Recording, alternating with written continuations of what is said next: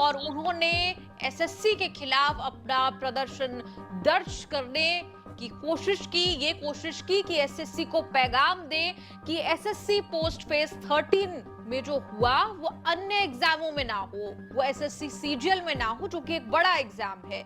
इसी को लेकर देश भर से, राज्यों से टीचर्स दिल्ली पहुंचे। टीचर्स ने सुबह सवेरे कोशिश की डीओपीटी मंत्री से मिलने की। रकाबगंज गुरुद्वारे के पास जमावड़ा देखने को मिला टीचर्स का, लेकिन जैसे ही अभिनय maths, Rakesh Yadav sir, Neetu ma'am जैसे बड़े टीचर्स प्रोटेस्ट में शामिल होते हैं, वैसे ही वहां संघर्ष होता हुआ दिखाई देता है।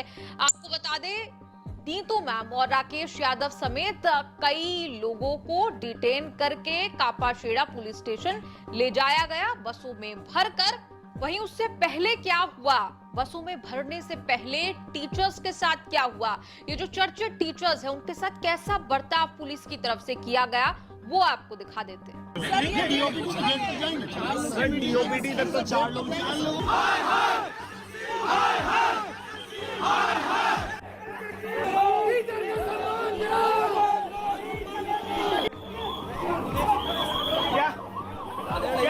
क्या हुआ? नीतू मैम क्या हुआ?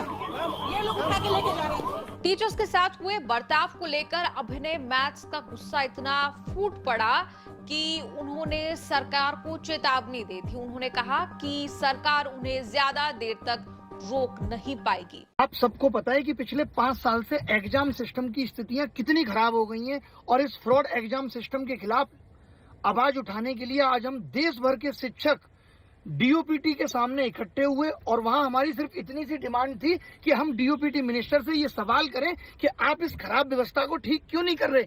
आपने हर एंगल से इस युवा को अपने कमाने का जरिया क्यों बना लिया है। और इस चीज को करने के लिए बहुत शांतिपूर्ण तरीके से शिक्षकों ने अपनी मांग रखी। उसके बावजूद भी दिल्ली पुलिस ने आकर के शिक्षकों को गलत व्यवहार किया, पीटा, लाठियां चार्ज की और बस में भर के ले गए। और दुख की बात है कि बस में भर के कहां ले गए ये अभी तक नहीं पता। कहां ले जा रहे हैं, कब छोड़ेंगे, मोबाइल इस्तेमाल नहीं करने दे रहे। ये कितने दुर्भाग्य की बात है कि आज इस देश के शिक्षक को भारत सरकार के हाथों पिटना पड़ रहा है। इससे ज्यादा बुरी स्थिति देश की और कुछ नहीं हो सकती। मैं मोदी सरकार से, मोदी जी से ये रिक्वेस्ट करता हूं कि ये करना बंद करिए। आप कब तक आवाज को दबा लेंगे। और विपक्ष से भी ये कहता हूं कि आप भी थोड़ा अपनी औकात से ऊपर उठिए और सरकार के सामने सीना तान के खड़े हुइए और कोशिश करिए कि हम सबकी आवाज बन सकें। हम सब इस वक्त जंतर मंतर पे हैं, जितने भी लोग बचे हुए हैं, क्योंकि हम इस एग्जाम सिस्टम को अब ठीक करके ही लौटेंगे। तो सरकार को मानना तो पड़ेगा, आज नहीं कल मानेगी सरकार। कब तक हमारी आवाज दबा देगी, बहुत दिनों तक नहीं दबा पाएगी। मैं दावे के साथ कहता हूं हमारी लड़ाई गलत के खिलाफ है। इतना गलत सिस्टम में हो रहा है जो कि माफी के योग्य नहीं है। और ये सहते सहते सहते आज स्थिति ये आ गई है कि एक बच्चा कीबोर्ड और माउस की भीख मांग रहा है इस खराब सिस्टम से। तो जिन शिक्षकों को भी आपने गिरफ्तार किया है, जिनको आप बस में लेके यहाँ वहां घूम रहे हैं, ये इससे बड़ी कायरता और कुछ नहीं हो सकती। आपके मुंह पे तमाचा है कि आप अपने बारे में सुनना ही नहीं चाहते।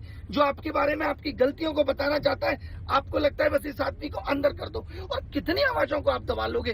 पूरा देश इस वक्त परेशान है आपकी इन हरकतों से। हर पूरे देश का बेरोजगार युवा हम सबके साथ खड़ा है और हम ये लड़ाई जीत कर ही दिल्ली से जाएंगे। वहीं राकेश यादव सर और नीतू मैम के साथ क्या कुछ हुआ वो सब उन टीचर्स ने बताया जो उनके साथ सुबह से मौजूद थे। किसी तरह वो टीचर्स तितर बितर हो गए तो पुलिस की लाठी से बच गए, लेकिन राकेश यादव सर और नीतू मैम पुलिस के द्वारा बसों में भरकर कापाशेड़ा पुलिस स्टेशन उन्हें डिटेन कर लिया गया। आखिर सुबह से हुआ क्या क्या है, क्या हुआ है? सभी टीचर्स स्टूडेंट्स अपनी बात को रखने के लिए डीओपीटी जा रहे थे और बीच में हमें बहुत सारे पुलिस अधिकारियों ने रोक लिया। उसके बाद हमें बहुत गंदे तरीके से पुश किया गया। बहुत सारी हमारी महिला टीचर्स हैं, उनको भी धक्का दिया गया। उसके बाद राकेश यादव सर हैं, नीतू मैडम हैं और बहुत सारे हमारे साथी टीचर, उनको बसों में भरा और उनको इधर उधर भी घुमाया जा रहा है। उनका कोई भी पता नहीं। सुबह से क्या कुछ हुआ है यहाँ पर, क्योंकि आपके जो मुख्य टीचर्स हैं जिन्होंने ये आह्वान किया था, कहा था कि टीचर सारे एकजुट होंगे, वो गायब हैं। उन्हें बसों में बिठाकर अलग अलग जगह ले जाया गया पुलिस की तरफ से डिटेन कर। वो गायब नहीं, एक्चुअली वो गायब किए गए हैं और टीचर्स और स्टूडेंट, टीचर्स का काम पढ़ाना है और स्टूडेंट्स का काम पढ़ना है। ये दोनों अपना अपना काम कर रहे थे मजबूरन, जो हमारा काम ही नहीं है कि हम यहाँ रोड पे खड़े होकर के प्रोटेस्ट करें, ये कहें कि पेपर ठीक से करा लो। ये हमारा काम नहीं है, ये सरकार का काम है कि एक जो व्यवस्था उन्होंने बनाई है कि वो नोटिफिकेशन निकालते हैं, पेपर लें, सुचारू रूप से चीज़ें हों और बच्चा नौकरी ले अपनी, जो साल भर तैयारी कर रहा है। साल भर जो टीचर पढ़ाता है और बच्चा जो पढ़ता है